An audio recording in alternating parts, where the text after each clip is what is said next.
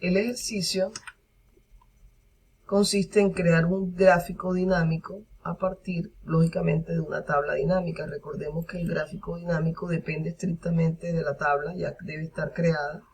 Para ese tipo de ejercicio vamos a utilizar la tabla dinámica que tenemos en la hoja llamada tabla dinámica 1.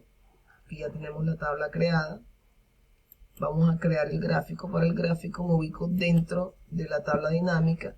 Acá encuentro dos fichas, voy a elegir analizar y elijo gráfico dinámico. Voy a elegir un gráfico, pueden elegir cualquiera.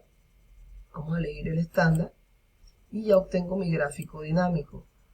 Para el gráfico dinámico voy a establecer una posición que es donde está la pregunta de generar el gráfico.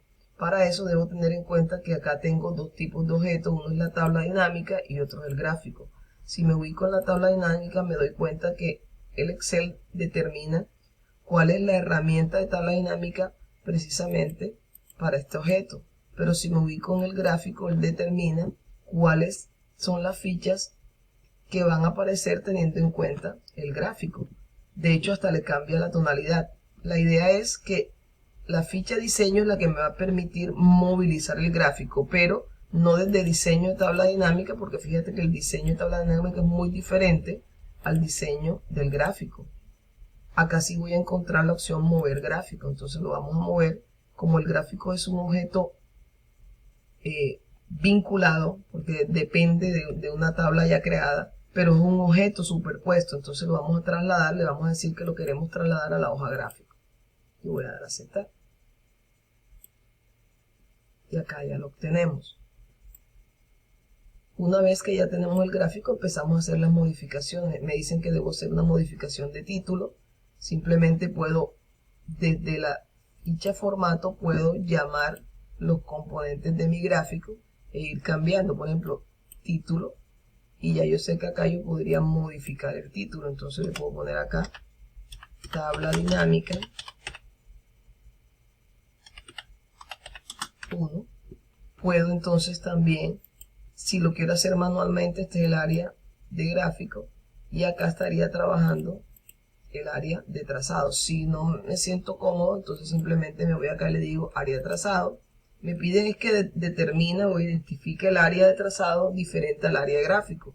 Yo simplemente le voy a colocar un color acá de borde o de contorno y voy a establecer sí un color de relleno para el área de trazado.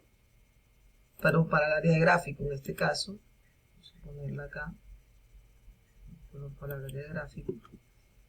La escala, observemos la escala, acá me habla de una escala de 0 a 35 millones y acá nos la están presentando de 0 a casi 400. Entonces vamos a hacer el cambio de la escala. Para hacer el cambio de la escala, recordemos que seleccionamos el eje y para que vaya dirigido a la ficha que me interesa, una vez seleccionado el eje le hago clic contrario y le digo dar formato al eje.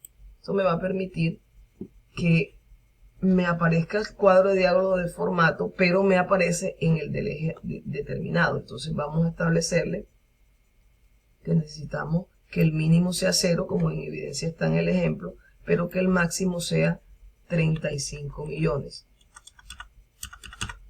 Y ya, ahí le vamos a obtener un ejercicio tal cual lo tenemos acá. Ya para los nombres también podríamos seleccionar. Desde acá yo puedo hacer los cambios de letra, pero normalmente nos acostumbramos a trabajar desde, entonces voy a poner negrilla como lo tenemos acá. Podemos determinar todo lo que ustedes quieran en cuanto al cambio de formato. Pero lo importante era que se viera la diferencia entre el área de trazado y el área del gráfico y por supuesto el cambio de la escala de valores en el eje.